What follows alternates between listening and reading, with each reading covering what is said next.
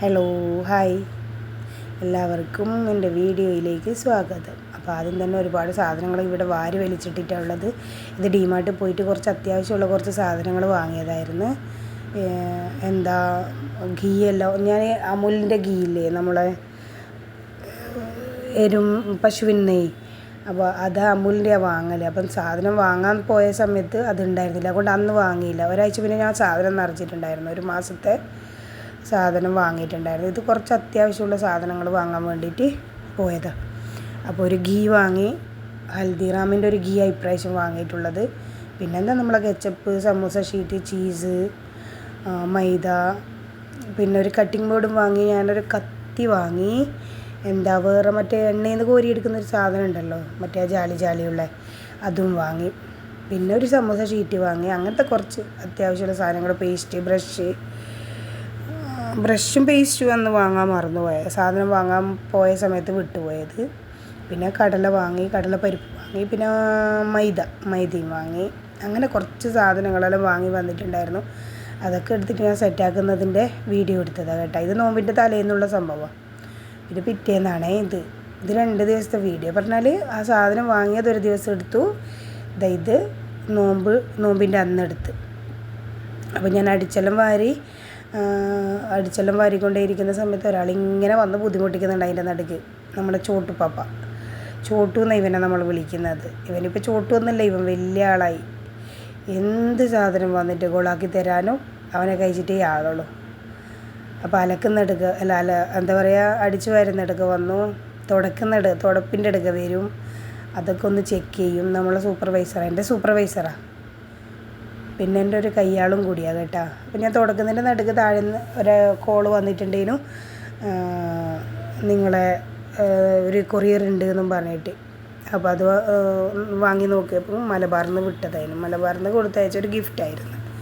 ഒരു വിസിറ്റിംഗ് കാർഡും ഉണ്ട്, പിന്നെന്താ നമ്മുടെ ഈത്തപ്പഴവും.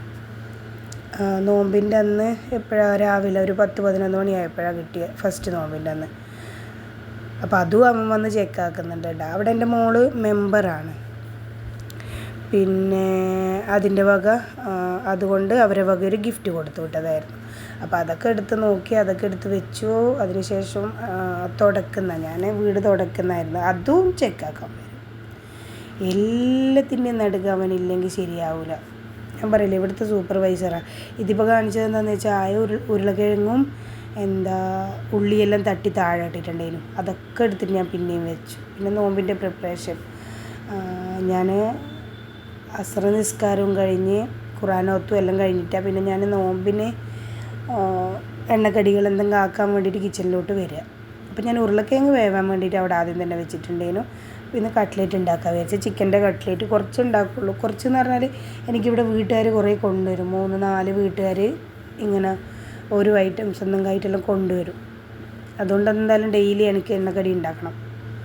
അപ്പോൾ കുറച്ച് എല്ലില്ലാത്ത ചിക്കൻ, ഒരു 1/2 കിലോ ചിക്കൻ ഉണ്ടായി. ചിക്കൻ വാങ്ങി ഉരുളക്കിഴങ്ങ് വേവിച്ചിട്ട് അവിടെ വെച്ചു. 1/2 കിലോ ചിക്കനും അതും അവിടെ വേവാൻ വേണ്ടിയിട്ട് വെച്ച്. കുറച്ച് മഞ്ഞൾപ്പൊടിയും ഉപ്പും ഗരം മസാലയും ഇഞ്ചി വെളുത്തുള്ളി പേസ്റ്റും ഒരു ഇത്തിരി പൊടി വെള്ളം ഒഴിച്ചിട്ടാണ് ഞാൻ വേവാൻ വെക്കുക. അപ്പോൾ പണിയെല്ലാം തുടങ്ങുന്നേ ഉള്ളൂ. പിന്നെ കുറേ സമയമൊന്നും വേണ്ടാലോ ഇതിനും വേണ്ടിയിട്ട്. അതുകൊണ്ട് പിന്നെ അസ്ര നിസ്കാരവും കഴിഞ്ഞ് അതിന് ശേഷം ഞാൻ കിച്ചണിലോട്ട് പോവുള്ളൂ. അപ്പോൾ ചിക്കനും അവിടെ വേവാൻ വെച്ചിട്ടുണ്ട്. ചിക്കന് വെന്ത് കഴിയുന്ന സമയം കൊണ്ട് ഞാൻ സവാളയൊക്കെ അവിടെ മറ്റേ ചോപ്പറിലിട്ടിട്ട് അരിഞ്ഞ് വെക്കുക ചെയ്യുക. ഇപ്പോൾ അവൻ എവിടെയോ എന്തോ ഒപ്പിക്കുന്നുണ്ട് കേട്ടോ എൻ്റെ ചോട്ടു. അപ്പോൾ ഇഞ്ചിയും വെളുത്തുള്ളിയും കുറച്ച് പേസ്റ്റ് ചെയ്തിട്ടുള്ളൂ, ഇഞ്ചി വെളുത്തുള്ളി. എന്നിട്ട് ഞാൻ പിന്നെ ഇത് മിക്സറിൽ ഇങ്ങനെ ഒതുക്കൂല, നമ്മളെ ചോപ്പർ തന്നെയില്ലേ, അതിൽ ഉള്ളി മുറിക്കുന്ന അതിൽ തന്നെ ഇട്ടിട്ടൊന്ന് 2-3 പ്രാവശ്യം ഇങ്ങനെ വലിക്കുന്നൊരു ചോപ്പറില്ലേ, അതാണ് എൻ്റെ കയ്യിലുള്ളത്. അപ്പോൾ അതും അവിടെ വേവാൻ വേണ്ടിയിട്ട് വെച്ചു. ഉരുളക്കിഴങ്ങ് വേവിച്ച് വെച്ചു. പിന്നെന്താ അറിയില്ല, വേഗം എന്താ പറയണ്ട, ദിവസം കഴിയുന്ന പോലെ തോന്നുന്നുണ്ട്. ലോറ നിസ്കാരം അസ്ര നിസ്കാരം കഴിഞ്ഞാൽ പിന്നെ സമയമില്ല, ഒന്നിനും സമയമില്ല. പിന്നെ ഒരു ഹരുവരിയാണ്. അങ്ങനെ ചിക്കൻ വേവുന്ന സമയം കൊണ്ട് ഞാൻ തൊലിയെല്ലാം കളഞ്ഞ് കഴുകി മുറിച്ച് ഉള്ളിയും പച്ചമുളകും കറിവേപ്പിലയും കൂടി ചോപ്പറിലിട്ടിട്ട് നന്നായിട്ട് എന്താ അരിഞ്ഞെടുത്തിട്ടുണ്ടേനു. അപ്പോൾ അതവിടെ അടുപ്പത്ത് വെച്ച് കുറച്ച് ഉപ്പിട്ട് കൊടുക്കും ഞാനൊന്ന് വേഗം വഴറ്റി കിട്ടാൻ വേണ്ടിയിട്ട്. പിന്നെ കട്ട്ലേറ്റിൽ എല്ലാവർക്കും ഉണ്ടാക്കാൻ അറിയുന്നൊരു സംഭവമാണ്, ഇത്ര ഡീറ്റെയിൽഡായിട്ട് കാണിക്കണമെന്നൊന്നുമില്ലല്ലോ. അതുകൊണ്ട് ഞാൻ പിന്നെ റെസിപ്പി അങ്ങനെ കാണിക്കാത്തത്. അപ്പോൾ ഇഞ്ചി വെളുത്തുള്ളി ഇട്ട് കൊടുത്ത്, ഇഞ്ചി വെളുത്തുള്ളിൻ്റെ പേസ്റ്റ് ഇട്ട് കൊടുത്ത് അതിൻ്റെ പച്ചമണം മാറിക്കഴിഞ്ഞാൽ പിന്നെ മസാലപ്പൊടികൾ ഇട്ട് കൊടുക്കും. ആ സമയം കൊണ്ട് ഞാൻ ഉരുളക്കിഴങ്ങ് അവിടെ ഇങ്ങനെ ഉടച്ച് വെച്ചിട്ടുണ്ട്. പിന്നെ മക്കളും ഉണ്ടാവും ഹെൽപ്പിന്. എന്താ ഹസ്ബൻഡും എന്നാൽ ഫ്രൂട്ട്സ് കട്ടാക്കലെല്ലാം മൂപ്പരാണ്. ഓരോ ഫ്രൂട്ട്സൊക്കെ കട്ട് ചെയ്യുക. പിന്നെ മോളും മോനും എല്ലാത്തിനും കൂടെ ഉണ്ടാവും, അല്ലാണ്ട് ആവൂല. അസ്ർ നിസ്കാരം കഴിഞ്ഞ് ഇവിടെ 6:30 ബാങ്ക്, 6:35 ആകുമ്പോഴേക്ക് നോമ്പ് തുറക്കണം. അപ്പോൾ പിന്നെ ഒരു തിരക്ക് തന്നെയായിരിക്കും. പിന്നെ അതുമാത്രമല്ല, കൊണ്ടുവരുന്ന വീട്ടുകാരില്ലേ, അപ്പുറത്തുനിന്ന് ഇപ്പുറത്തുനിന്ന് കൊണ്ടുവരുന്നതെന്ന് പറഞ്ഞില്ല, അവരൊക്കെ ഒരു 6 മണിയാകുമ്പോഴേക്ക് സാധനങ്ങൾ കൊണ്ടുവരാൻ തുടങ്ങും. അപ്പോൾ പിന്നെ കൊണ്ടുവന്ന ആ പാത്രത്തിലോട്ട് ഞാൻ ഇട്ടിട്ട്, എൻ്റെത് വേഗം ആയിട്ടുണ്ടെങ്കിൽ ഞാൻ ഫസ്റ്റ് കൊടുത്തു വിടും. അല്ലാന്നുണ്ടെങ്കിൽ അധികം അങ്ങനെ സംഭവിക്കാറ്, അവർ കൊണ്ടുവന്ന പാത്രത്തിലോട്ട് ഇട്ടിട്ട് കൊടുത്തയക്കേണ്ടി വരും. കാരണം എൻ്റെത് കുറച്ച് ഒന്നും ലേറ്റാവും. ഞാൻ അസ്രസ്കാരം കഴിഞ്ഞിട്ട് കീയല്ലേ ചെയ്യുന്നത്. കുറച്ച് നേരത്തെ ആണെങ്കിലും നമുക്കെല്ലാം ആവുമായിരുന്നു. അപ്പം മസാലപ്പൊടികളിൽ എന്തൊക്കെ ഇട്ട് കൊടുത്തതെന്ന് വെച്ചാൽ, കുറച്ചൊരു കളറിന് വേണ്ടി മാത്രമേ ഞാൻ മുളക് പൊടി ഇട്ട് കൊടുക്കും. കാരണം പച്ചമുളക് നന്നായിട്ട് ഇട്ട് കൊടുക്കുന്നുണ്ട്. മുളക് പൊടിയും കുറച്ച് മഞ്ഞൾപ്പൊടിയും കുറച്ച് ഗരം മസാലപ്പൊടിയും, ഒരു കണക്കൊന്നുമില്ല, ഒരളവില്ല, എൻ്റെ ഒരു കണക്കിന് ഇട്ട് കൊടുക്കുന്നത് കേട്ടോ. അങ്ങനെ അതും ഇട്ട് കൊടുത്ത് നമ്മുടെ ചോപ്പറിലിങ്ങനെ ഇതാക്കിയ ചിക്കനും വേവിച്ച ചിക്കനില്ലേ അതും ഇട്ട് കൊടുത്ത്, മല്ലിയില കുറച്ച് നന്നായിട്ട് ഇട്ട് കൊടുക്കും. മല്ലിയില ഇട്ട് കൊടുത്ത് ഒന്ന് നന്നായിട്ട് മിക്സ് ചെയ്തെടുക്കും. അതിന് ശേഷമാണ് വേവിച്ച ഇതൊക്കെ മിക്സ് ചെയ്ത് കഴിഞ്ഞ് പിന്നെ ഉരുളക്കിഴങ്ങ് ഇട്ട് കൊടുത്ത്, പിന്നെ അങ്ങനെ ഓവറായിട്ട് പിന്നെ കുക്കാവേണ്ട ആവശ്യമൊന്നുമില്ലല്ലോ, ഒന്ന് മിക്സ് ചെയ്തിട്ട് എടുക്കുകയല്ലേ വേണ്ടുള്ളൂ. അപ്പം ഞാൻ അതെല്ലാം അവിടെ മിക്സ് ചെയ്തിട്ടെടുത്ത്. അപ്പോൾ ഇങ്ങനെ സമയം ഇത്ര സ്പീഡിലാണ് പോകുന്നതെന്ന് മനസ്സിലാവുന്നില്ല പണിക്ക് നിന്ന് കഴിയുമ്പോൾ. അപ്പോൾ അതെല്ലാം അവിടെ മിക്സ് ചെയ്തെടുത്ത്, ആ സമയം കൊണ്ട് ഞാൻ മോനോട് മുട്ട ഉടച്ച് വെക്കാൻ പറ്റണ്ടായിരുന്നു കട്ട്ലേറ്റിലേക്ക് വേണ്ടുന്നത്. പിന്നെ അതിൻ്റെ നടുക്ക് കലക്കലും എല്ലാം കഴിഞ്ഞിട്ടുണ്ടായിരുന്നു രാവിലെ തന്നെ. രാവിലത്തെ പണികളിലൊന്നും അത്ര ഇതാവില്ല, വൈകുന്നേരത്തെ പണിയാണ് കുറച്ച്. അപ്പോൾ മോനോടൊരു മുട്ട ഉടച്ച് കുറച്ച് പാലും ഉപ്പും ഇട്ടിട്ടൊന്ന് മിക്സ് ചെയ്തെടുക്കും മോനേന്ന് പറഞ്ഞിട്ടുണ്ടായിരുന്നു.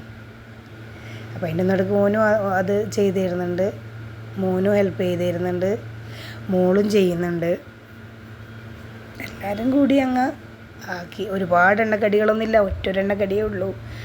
പക്ഷെ എന്നാലും അതിന് സമയം ഒരുപാട് പിടിക്കുന്ന പോലെ തോന്നും.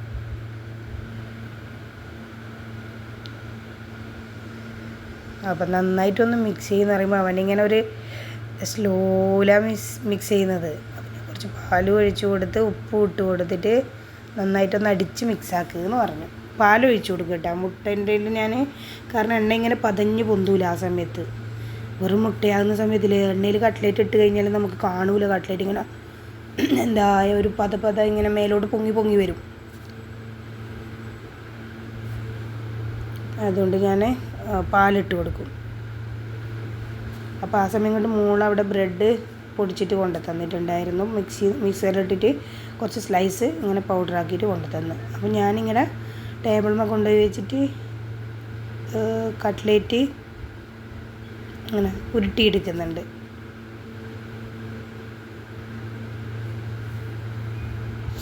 അങ്ങനെ കട്ട്ലേറ്റ് ഓരോന്നായിട്ട് ഉരുട്ടിയെടുത്ത് മുട്ടയിൽ മുക്കി ബ്രെഡ് ക്രംസിൽ മുക്കിയിട്ട് അവിടെ വെച്ചു. പിന്നെ അതിൽ മോളും ഹെൽപ്പ് ചെയ്യാൻ വന്ന്, മോനും ഹെൽപ്പ് ചെയ്യാൻ വന്ന്, അതുകൊണ്ട് പെട്ടെന്നായി. അങ്ങനെ എണ്ണയിലിട്ട് നമ്മളെ കട്ട്ലേറ്റ് ഇങ്ങനെ പൊരിച്ചെടുക്കുന്നുണ്ട്. വലിയ പണിയൊന്നുമില്ല, ഒരുപാട് പണിയുള്ള സാധനമൊന്നുമല്ല. പക്ഷെ എന്നാലും അവരൊക്കെ ഹെൽപ്പ് ചെയ്യുന്ന സമയത്തൊരു സുഖം, പെട്ടെന്ന് കഴിയുന്ന പോലെ തോന്നും, അത്ര തന്നെ. പക്ഷെ ആദ്യത്തെ നോമ്പിൻ്റെ നോമ്പ് തുറൻ്റെ ആ സമയമാകുമ്പോഴാണ് ഞാൻ പിന്നെ എണ്ണക്കടികൾ പൊരിച്ചെടുക്കുന്നുണ്ടായിരുന്നത്. പിന്നെ ഒരു തിരക്ക് കൂട്ടലായിപ്പോയി.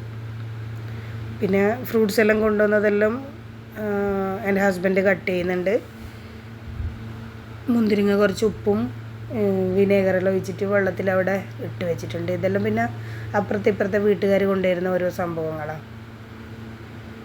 പിന്നെ എനിക്ക് പാലിലുള്ള ജ്യൂസ് ഇഷ്ടമില്ല, ഞാൻ കുടിക്കാറില്ല പാലിൽ. എനിക്ക് പാലിൻ്റെ ടേസ്റ്റേ ഇഷ്ടമില്ല.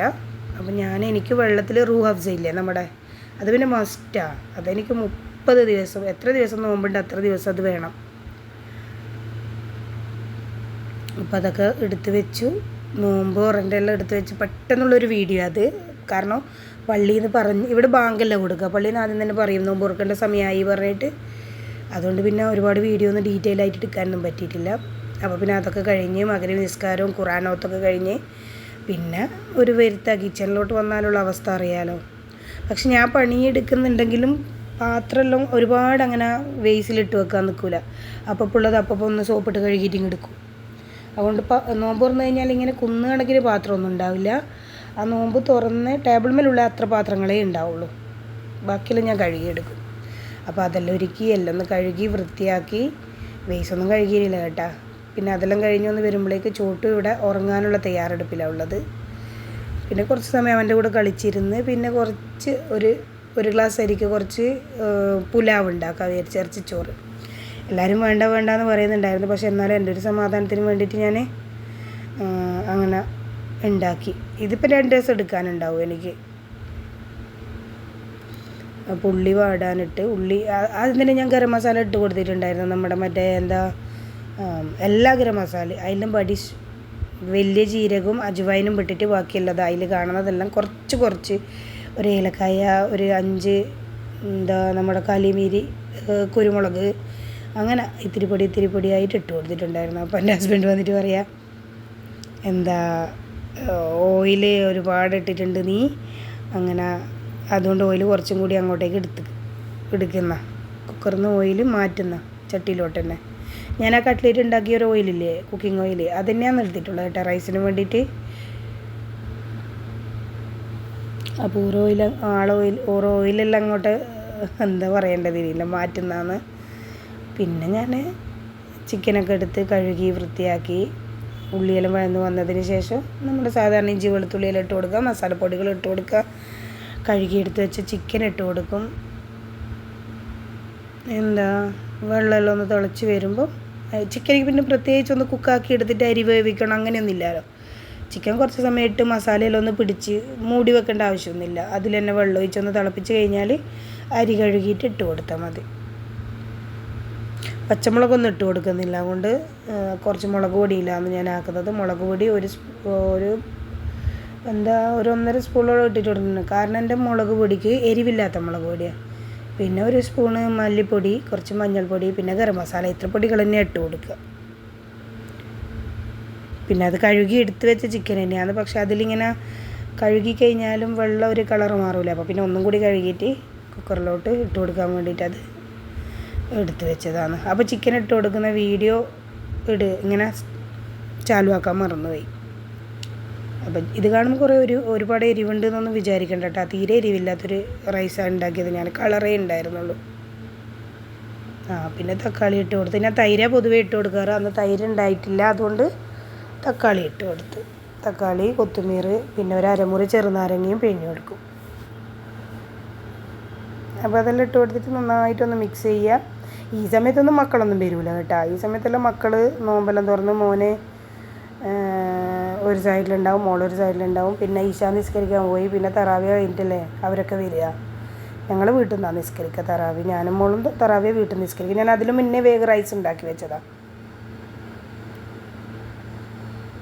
റൈസാക്കി വെച്ച് കഴിഞ്ഞാൽ മഗ്‌രിബ് നിസ്കാരം കഴിഞ്ഞ് ക്ലീനിങ് എല്ലാം കഴിഞ്ഞിട്ട് അപ്പോൾ തന്നെ ഞാൻ റൈസാക്കി വെക്കാൻ വന്നു. അതാക്കി വെച്ചാൽ പിന്നെ പണിയില്ലല്ലോ. പിന്നെ ആരും കഴിച്ചിട്ടുണ്ടായിട്ടില്ല. ഞാൻ കുറച്ച് കഴിച്ച്, മോള് കഴിച്ചിട്ടില്ല, മോനും കഴിച്ചിട്ടില്ല. ഞാനും എൻ്റെ ഹസ്ബൻഡേ കഴിച്ചിട്ടുള്ളൂ. പകുതി ചെറുനാരങ്ങ ഇട്ട് കൊടുത്ത്